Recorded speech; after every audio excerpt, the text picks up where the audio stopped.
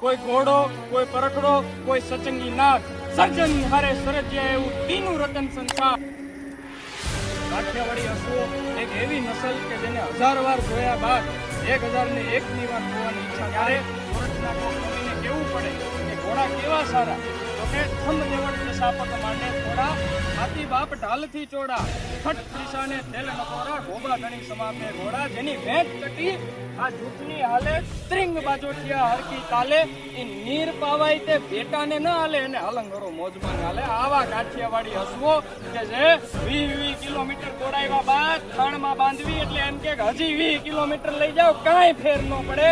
કારણ કે મારા બાપ દાદાએ, મારા વડવાએ આખી જિંદગી પાંચાળમાં કાઢી નાખી. ત્યાં પથરાળા ભૂમિ, એ પથરાળા ભૂમિની અંદર ઉગતું ધરો, પાણી વગરની ધરો મારા બાપ દાદાએ ખાધી છે ને આજે હું એ ધરો ખાઉં છું. એટલે મારી અંદર એ પાણ છે અને એટલા માટે જ મારું નામ છે કાઠિયાવાડી.